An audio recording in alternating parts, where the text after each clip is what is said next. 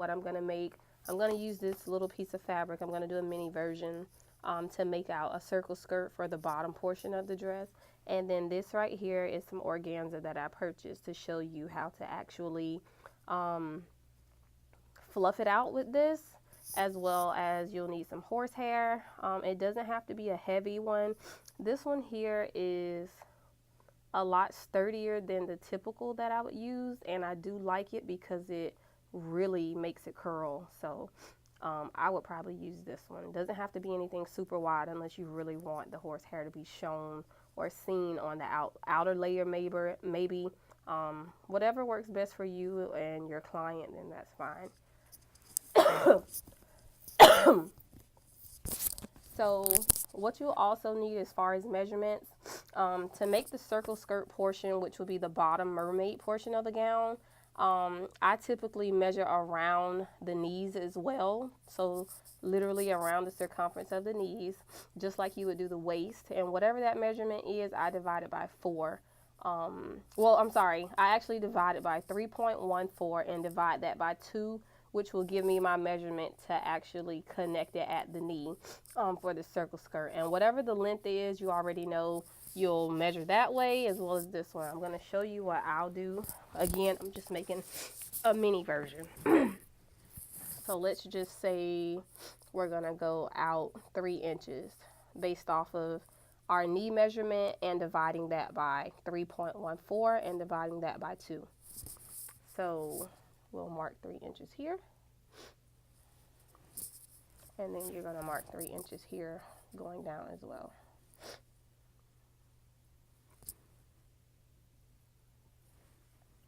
I always go to the point tip here, and I'll mark 3 inches for the center as well. It may be off a little bit because I'm working with one hand, but yeah. What I'll do, typically I don't draw my own material, but this is scrap, but I will connect my circle around. If I have a stretch fabric, I always make my circle smaller because once it's cut, it automatically just droops out and it's not the same size. So whatever length you want your skirt bottom, if it's going to be shorter in the front, longer in the back, you can figure that out. And you're going to, I'll just make it 7 inches all the way around. So I'll measure 7 there, and then I'll come over to the side here, and I will measure 7 here as well.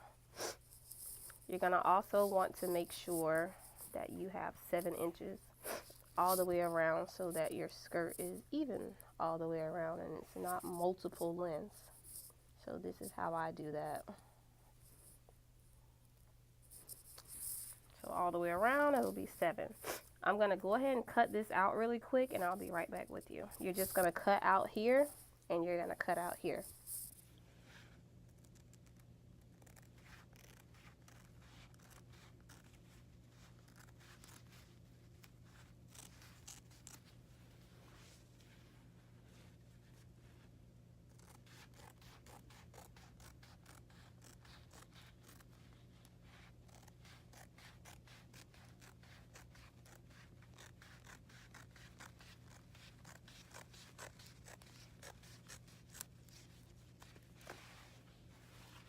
So here I have my bottom, which will be the mermaid portion that you're going to connect to the skirt.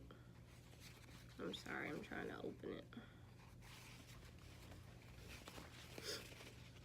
So this is where the knee connects, and this will be on the floor pretty much. So again, it's a mini version, so it'll look something like that. Now what I'm going to do, set this to the side. And what I did, again, I'm doing a mini version. So this is my organza. I'm gonna open it up flat. What I'm gonna do is take this end here and I'm gonna fold it here. And then I'm gonna fold it over again. And I'll show you what it looks like.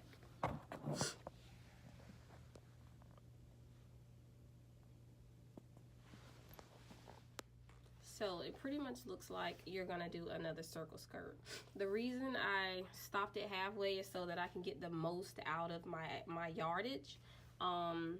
You would definitely want to do that only because you'll end up using way more organza than you would technically need.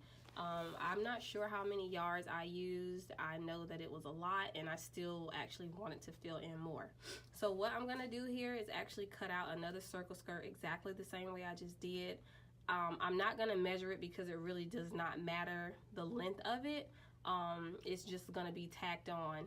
So I'm just gonna cut out some mini ones to go on the skirt really quick, and then I'll be right back with you. So I'm back. I went ahead and cut out a circle skirt the exact same way I did the actual mermaid portion. So what I did was pretty much open it up so that it looks like this. Again, it does not have to be a specific measurement. You can determine how long you want it, maybe longer for the bottom and shorter at the top so that it's actually layered. So you can determine what you'd like to do there, what looks best to you. What I did was I'm gonna cut this open. If you can see here, I'm just gonna cut open one end so that it would be the same if you were to insert a zipper. So I just cut it open, and it looks like this once it's cut open.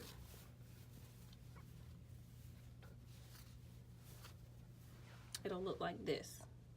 What I did on the skirt, I actually came to this portion, to the middle where it's not cut. Excuse me. And I'm going to show you, I pretty much sewed from here. I'm sorry, I only got one hand. I pretty much sewed it down and it dangled like this, but prior to sewing it down, I actually put my horsehair on. So I'm gonna sew that horsehair on, or you can actually pretend that it's on, and I'll show you how I applied it to the skirt. So I decided to go ahead and draw on this, which you can do if you have the fabric pens or anything like that, the chalk, tailor's chalk.